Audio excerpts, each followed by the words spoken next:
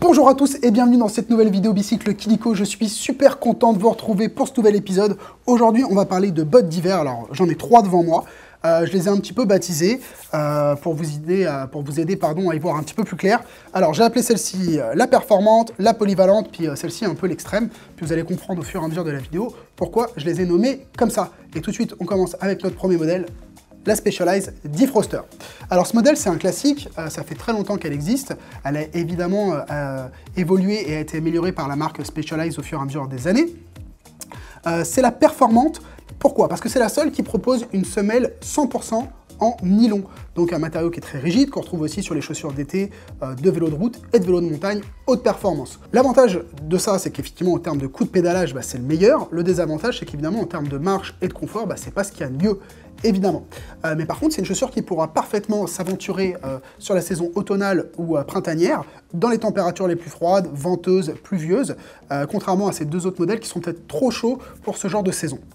En termes d'isolant, justement, 400 grammes d'isolant à l'intérieur. Par contre, vous n'avez pas la possibilité de cacher la cale, parce que cette chaussure est évidemment compatible avec les cales SPD notamment. Vous n'avez pas la possibilité de la couvrir, donc c'est une chaussure qui va être plus adaptée à des pédales automatiques que des pédales plates. Et la semelle est uniquement composée de caoutchouc et non pas de, il n'y a pas de VA au milieu. Et puis on va voir dans les deux autres modèles qu'est-ce que ça veut dire.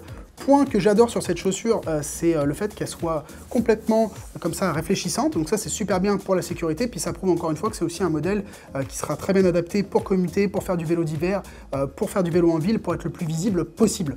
En termes de serrage, c'est un serrage BOA. Donc c'est un grand classique, c'est super efficace, ça se serre très facilement même avec des gants. On a une languette en néoprène qui remonte très très haute pour être bien protégée en cas de pluie. Et la chaussure est très bien isolée. Là où elle va être un petit peu moins bien isolée que les deux autres, c'est au niveau de la semelle, puisqu'on va avoir une semelle assez classique au milieu, avec quand même un petit peu d'isolant au fond de la chaussure, mais ça restera quand même un petit peu moins efficace que ce qu'on va voir notamment sur la Blivet.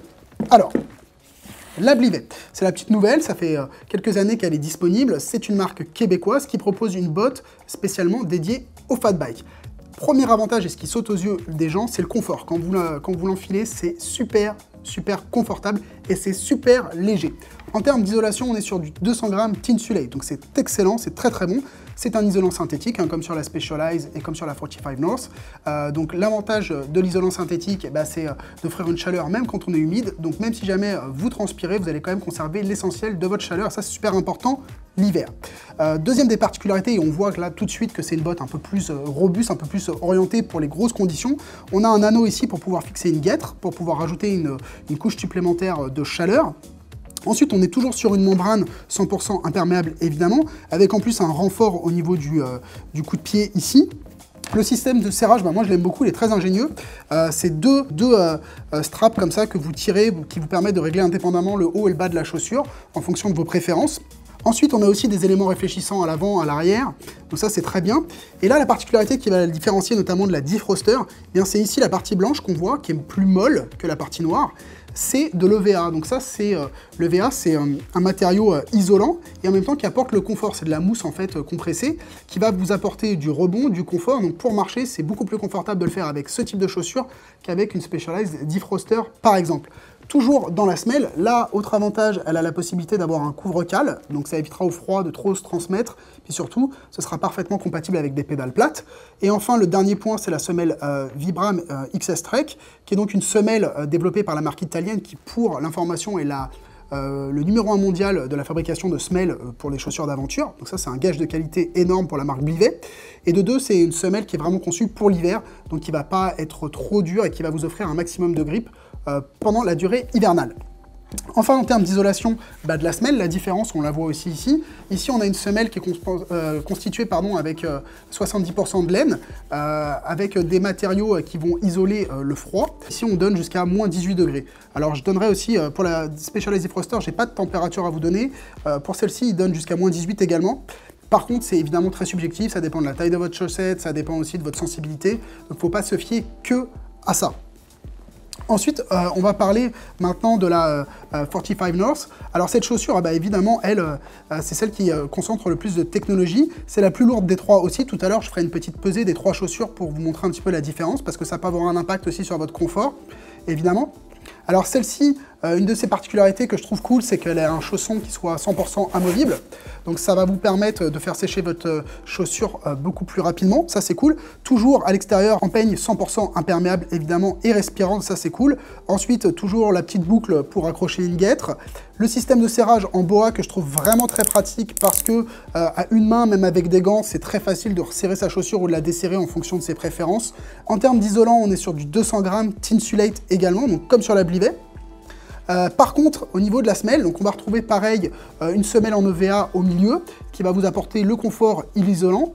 Mais par contre, sur l'extérieur, vous allez retrouver une technologie qui s'appelle Arctic Glass. Donc on retrouve ça aussi sur les chaussures plus traditionnelles. Ça va vous rajouter de la friction quand vous allez marcher sur de la glace. Donc ça va éviter que vous glissiez. Ça, c'est une technologie qui est propre et unique à des chaussures de fat bike. Il n'y a que 45 North qui propose ça pour l'instant. Toujours le cache pour les cales.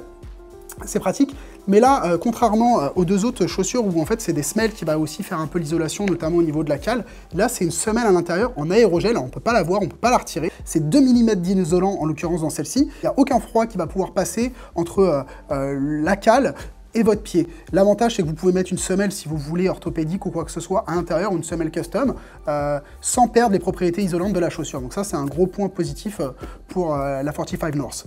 Donc, de toute façon, peu importe les modèles que vous allez choisir, parmi ces 3 modèles, ce seront tous d'excellents modèles. Alors maintenant, je vous propose qu'on pèse ces 3 modèles de chaussures pour voir un petit peu leurs caractéristiques de poids. Alors, on va commencer par la Specialized Defroster. On est sur 569 grammes. La Blivet, on est sur 546. Donc vous voyez, la Blivet, c'est la plus légère, c'est ce que je vous disais tout à l'heure, ce qui fait partie aussi de son confort pour cette chaussure. Et enfin, la 45,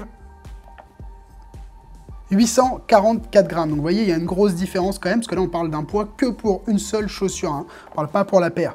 Donc évidemment, ça peut avoir un impact sur votre décision d'achat, c'est pour ça que c'était important aussi de vous en parler. Donc si vous avez aimé cette vidéo, n'hésitez pas à nous laisser un pouce bleu, à la partager avec vos amis, à vous abonner à notre chaîne YouTube, et puis surtout, si vous avez des commentaires, n'hésitez pas à les laisser juste en dessous de cette vidéo, ça nous fera vraiment plaisir d'y répondre. Puis nous, on se dit à très bientôt dans une prochaine vidéo. À bientôt.